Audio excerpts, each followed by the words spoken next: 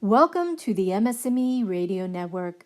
The broadcast shows are for informational and entertainment purposes only. They are not designed to provide listeners with specific personal, medical, or counseling advice. Individuals with a medical issue should always consult their healthcare provider. MS&Me is not responsible for content of individual shows.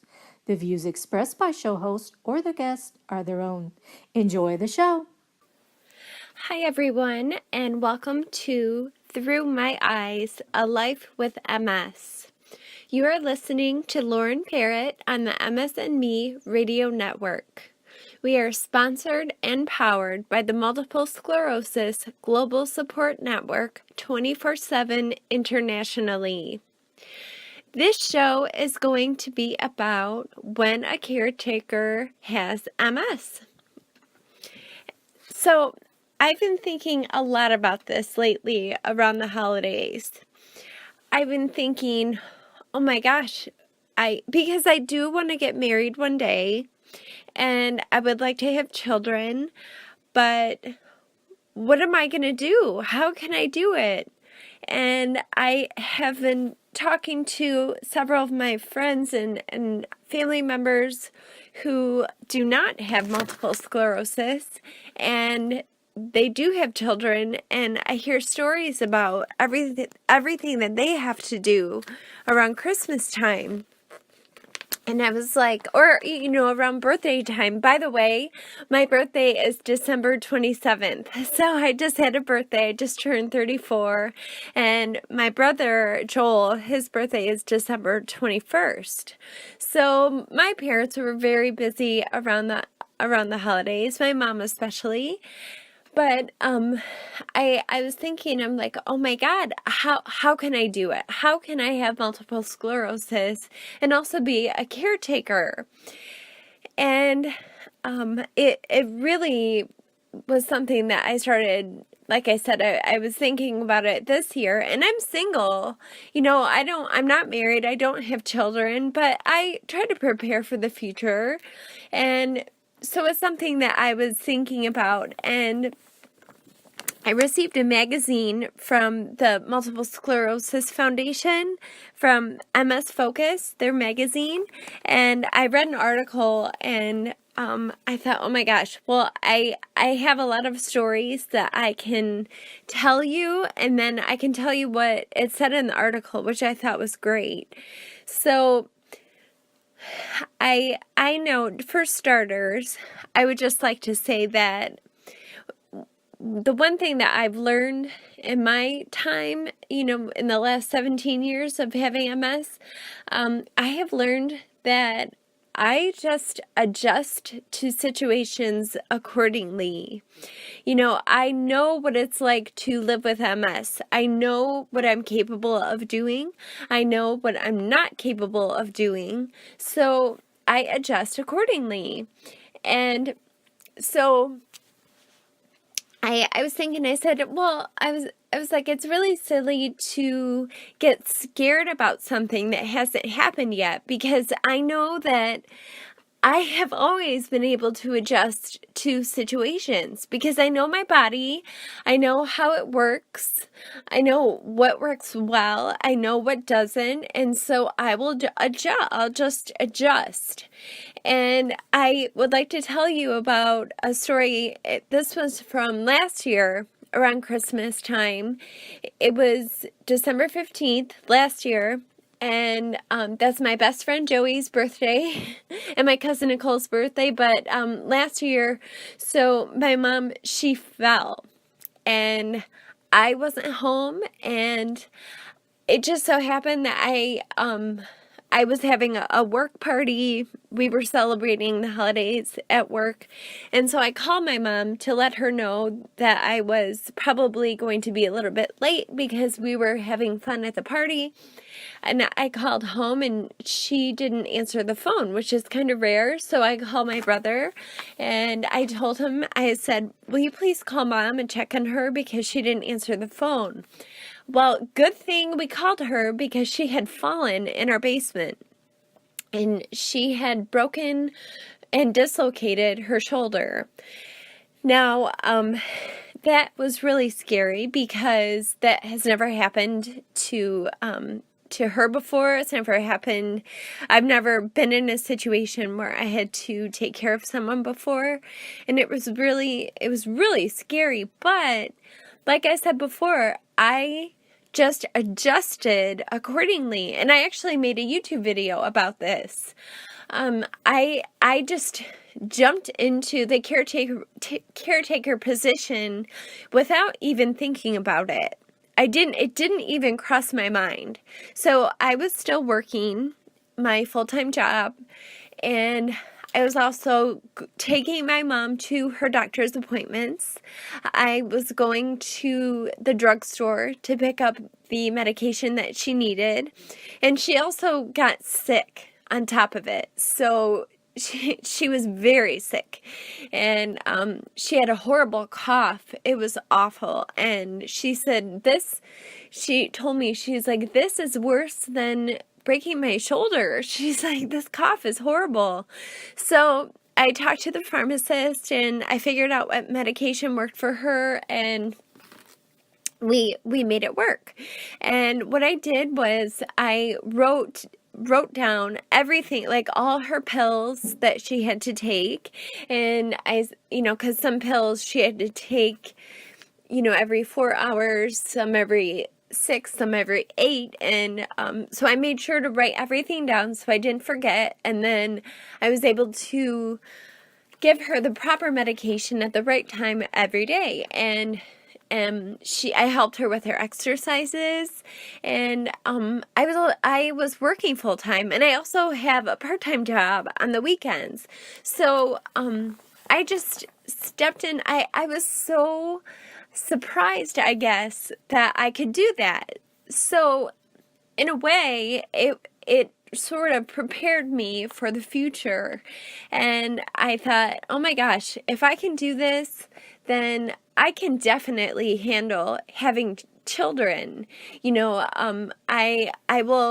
I'll just adjust accordingly. I am a huge proponent of writing things down. And it's not just me. I hear this from people that don't have MS. If, we don't write things down, we'll forget, because you have so many things happening in your life on a daily basis that writing things down can only help you, especially for people like me who have, like I have a memory problem. I will forget things very easily. I have a short-term memory, so if I don't write it down, I'll forget.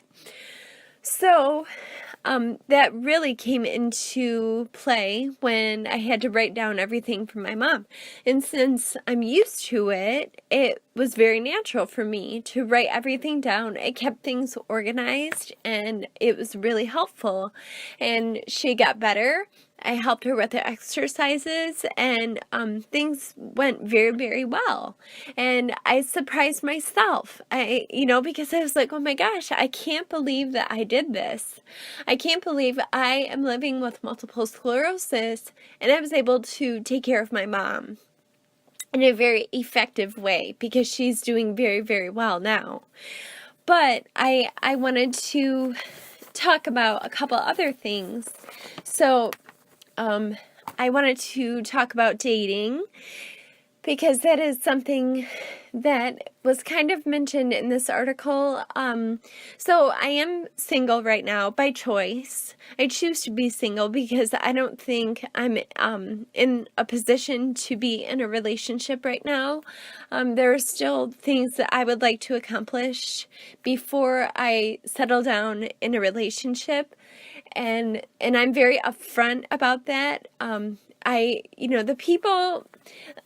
people who I've dated, I have to tell you, every single person, well, not every, no, okay, so there were good guys and there were bad guys. And the good guys were the ones who I could be very upfront with. They knew about my MS, but they were very understanding. They even, they offered help, they offered support, and they were wonderful, and it was great. So I know that there are nice guys out there who will not care that I have multiple sclerosis. And because everybody has something, some of these guys had problems themselves. I shouldn't say problems. I should say they had issues themselves.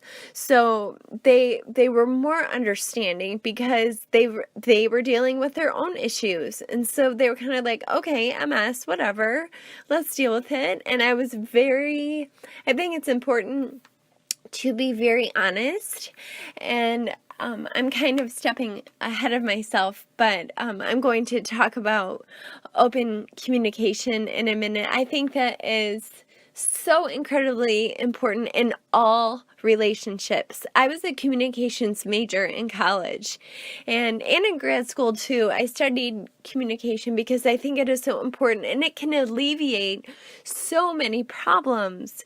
If you are upfront and honest and you talk to everybody about how you're feeling, what you're doing, it can just solve so many problems. I think it's really important to have open communication and talk about the things that are helping you, what you feel good about. Talk about the things that are not helping you, the things that you don't feel good about, the things that make you upset.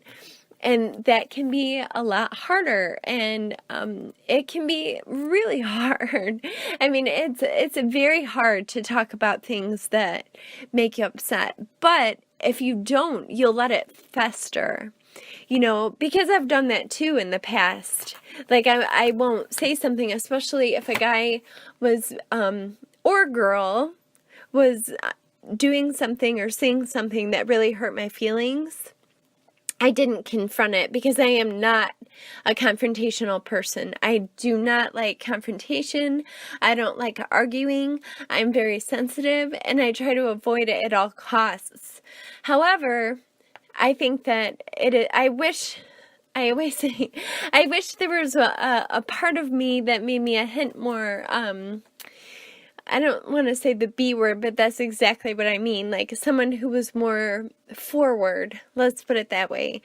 I think that it's important because I have let people walk all over me because I'm not forward and I'm not confrontational. And I think that's really important. And I'm getting off topic, but it is something that I think that we all need to be aware of, especially when you're living with MS. You have to talk about the things that aren't going to work for you, the things that make you feel bad, the things, because I've gotten made fun of from both guys that I've dated and girls that I've worked with. I get made fun of for, like if I have a cognitive issue, like a cognitive, hang on. I do have cognitive problems, so they might make fun of me for not understanding something, or I have double vision sometimes. So, I have something that's called nystagmus, so my eyes, they go back and forth very quickly. So I remember I was on a date and a guy was making fun of me for not being able to see something that he was trying to point out. And I was like, I can't see it. And he was being really mean about it. And I finally said, I'm really proud of myself because I said, look, I can't see it as clearly as you can. So don't make fun of me because I have an issue with my eyesight. And that kind of stopped the conversation. And I wish that I could be more forward. So when you're a caretaker, I feel like that definitely comes into play. I know that when I was taking care of my mom, I kind of got made fun of, not made fun of, but people at work, and I talked about this in my video, people at work were saying like, oh, cry me a river, Lauren. That's what being a mom is like, or a parent. That's what being a parent is like when you're taking care of your kids. Like you have to, because I had to do everything. And I do my own laundry, I clean, I do dishes, I go grocery shopping, but my mom does her own cleaning and her own, like it was split. And when I had to do it all myself, it was a big deal for me, and I was proud of myself because I was the caretaker and I did it. So I finally told the people that I worked with, I said, don't make fun of me. I said, I am not a parent. I'm not married. I don't have kids. So don't make fun of me for not ever having to experience this, because this is my first time. But I did it. So I know that I'll be able to, I'll be able to do that in the future, because I do plan on having children. So I'm sorry, I kind of talked a lot about that, but I want to talk about the article, and this is really important. So in the article, it talks about securing your mask first. So I don't know if you've ever been on an airplane, but the flight attendant always talks about how if there's a problem with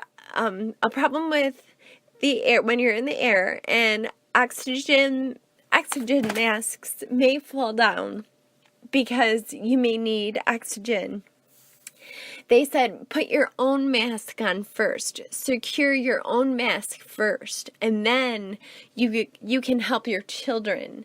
And that's really important, because you have to take care of yourself first. And because if you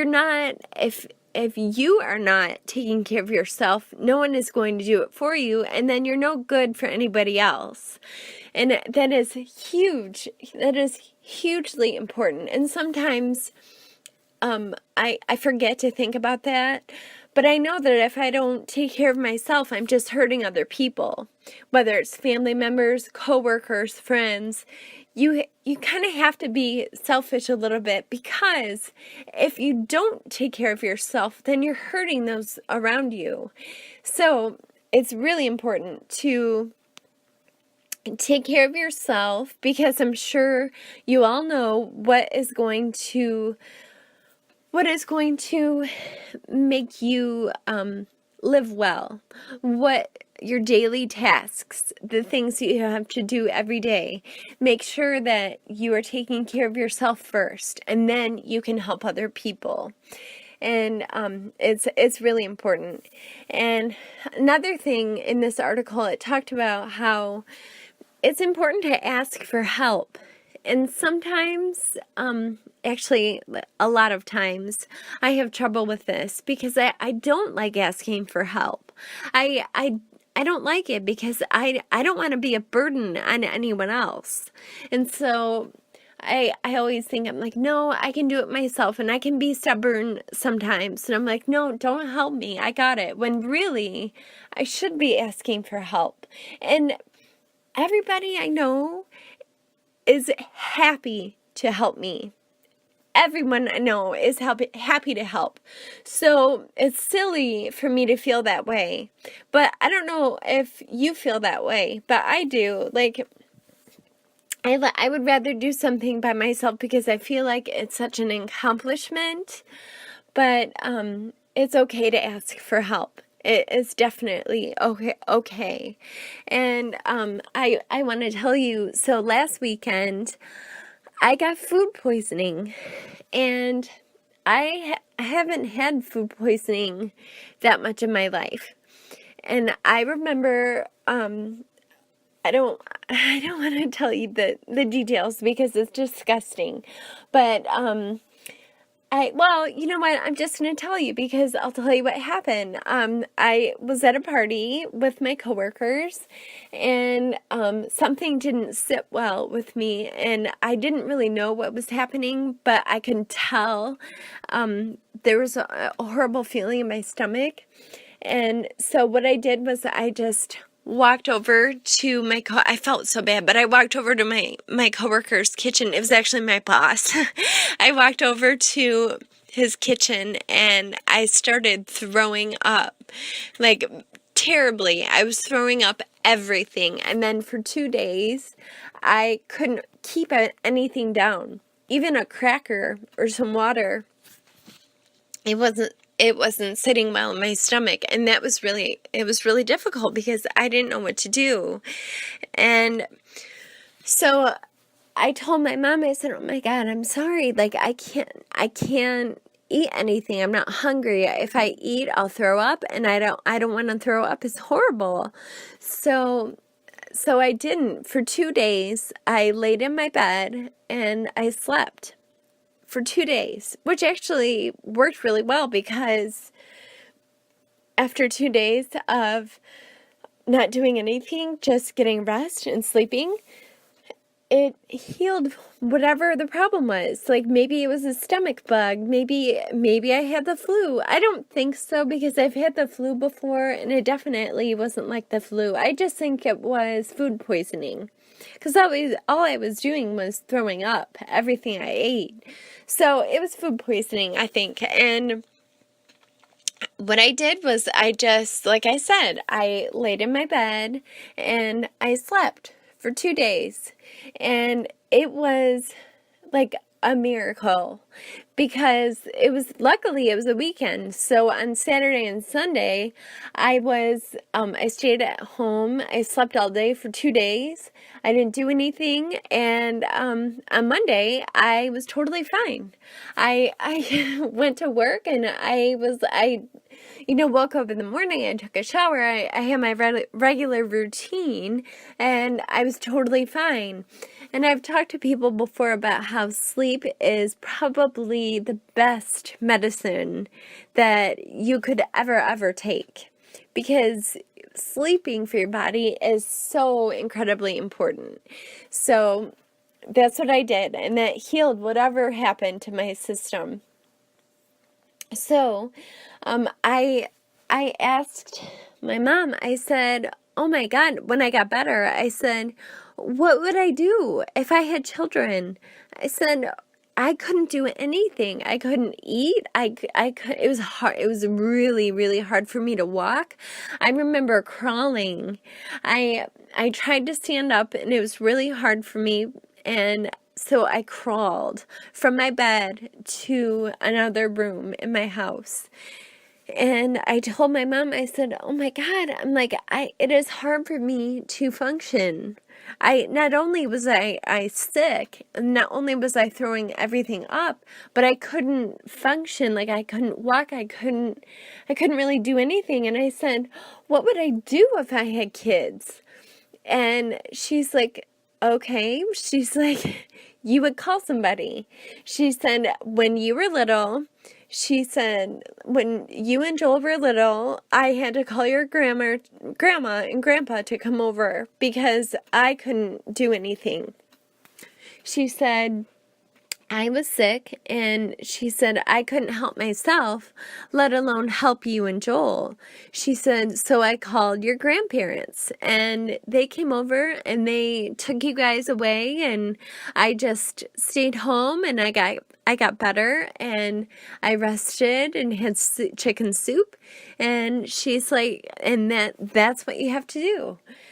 So that made me feel better because luckily my mom doesn't have multiple sclerosis, but she went through a similar situation and she had children at the time. So I know if God forbid, if this ever happens to me again, if I, whether I'm single or I'm dating or I have children, I will be able to, I'm sure, family members and friends. I'm so lucky. I talk about it all the time.